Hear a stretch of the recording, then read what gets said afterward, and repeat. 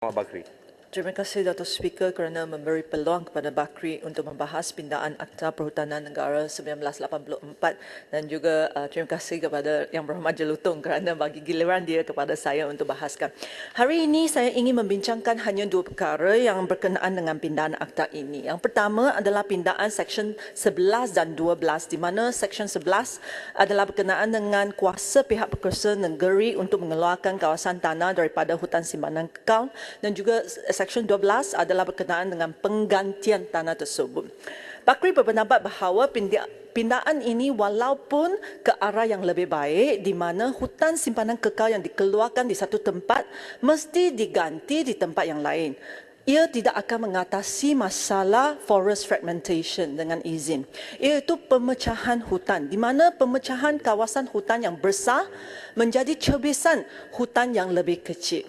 Kita perlu tahu bahawa saiz hutan adalah sama, tapi kualiti hutan akan turun apabila kita ada forest fragmentation.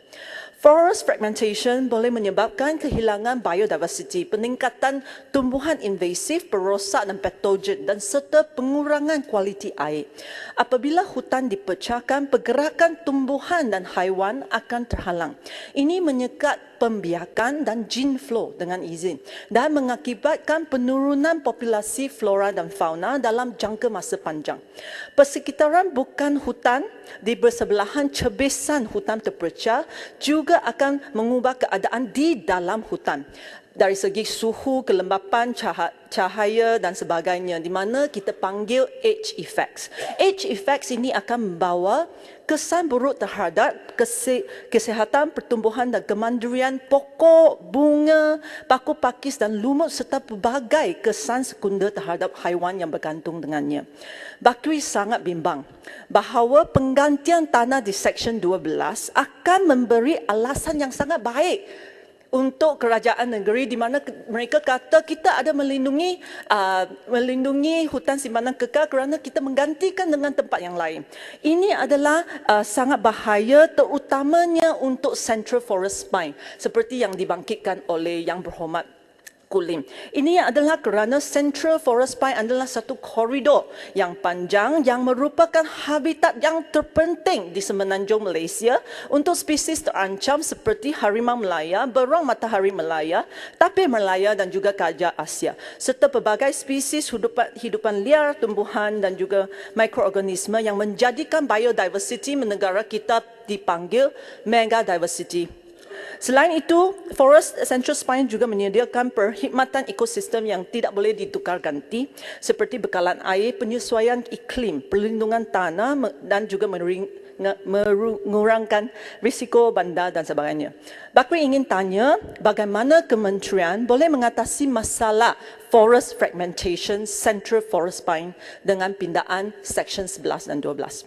Apabila insentif untuk kerajaan negeri untuk mengeluarkan tanah dari hutan simpanan kekal adalah tinggi, kewajipan seperti public inquiry adalah secara kosmetik sahaja. Kerana akhirnya ia akan diluluskan. Kerana apa? Kerana tanah adalah sumber pendapatan negeri yang paling besar. Kita perlu tahu bahawa kerajaan persekutuan ada lebih kurang pendapatan 250 bilion. Ini berbanding dengan kerajaan-kerajaan negeri di mana adalah kurang daripada 2 bilion dan yang lebih tinggi Sabah dan Sarawak. Tapi ini hanya adalah 1% daripada pendapatan kerajaan persekutuan. Untuk meningkatkan pendapatan kerajaan negeri, hutan simpanan menjadi sasaran kerajaan negeri. It's all about the money. Oleh itu, kita perlu mewujudkan insentif untuk kerajaan negeri untuk mengekalkan hutan simpanan mereka. Kerajaan Pakatan Harapan telah memperkenalkan Ecological Fiscal Transfer for Biodiversity Conservation EFT buat kali pertama pada tahun 2019 dengan peruntukan 60 juta bagi menggalakkan kerajaan-kerajaan negeri untuk memeratakan kawasan perlindungan. EFT ini diteruskan pada tahun 2021 oleh Kerajaan Perikatan Nasional. Baru-baru ini Kerajaan Keluarga Malaysia, Perdana Menteri mengumum untuk meningkatkan peruntukan EFT kepada 100 juta. Ia bermaksud bahawa tak kira kita Pakatan Harapan, Perikatan Nasional ataupun Barisan Nasional, semua telah bersetuju dengan EFT. Tetapi EFT tidak boleh setakat di polisi sahaja. Ia perlu diinstitusikan dan seharusnya menjadi grant statutory melalui pindaan akta ini. Oleh itu, saya berharap bahawa kementerian boleh menambah pindaan kali ini dengan menambah klausa untuk EFT. Yang kedua adalah berkenaan dengan perdagangan karbon, di mana ada ramai yang berhormat telah bangkitkan. Saya juga memerhati bahawa kita both sides of the political divide dengan izin telah bersetuju dengan perdagangan karbon, kerana perdagangan karbon boleh meningkatkan pendapatan kerajaan negeri dengan memberi insentif yang tambahan untuk mereka untuk melihara hutan mereka. Ini adalah sangat baik. Saya juga telah kawan Menteri Air dan Alam Sekitar telah mengumumkan kerajaan akan mewujudkan voluntary carbon market. Tetapi kali ini kita tengok pindaan akta perhutanan, kita tak tengok apa-apa klausa yang berkaitan dengan perdagangan karbon, di mana perdagangan hutan, memandangkan hutan adalah carbon sink yang besar.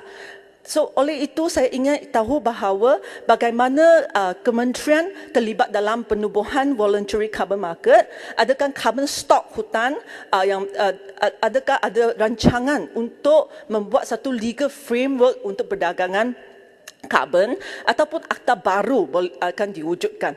Dan saya juga ingin mengingatkan, saya tidak tahu bahawa Menteri sedar Menteri sama ada sedar bahawa baru-baru ini Kerajaan Sarawak juga telah membuat pindaan untuk menyediakan kerangka undang-undang yang membolehkan perdagangan karbon. Kenapa Kerajaan Persekutuan lebih perlahan daripada kerajaan negeri?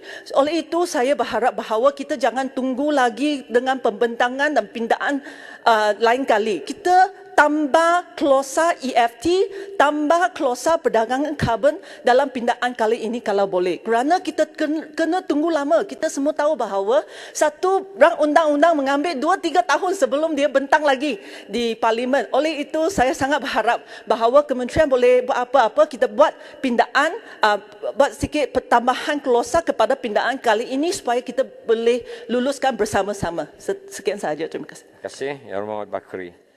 Yang terakhir, saya jumpa Yang Berhormat Merbuk.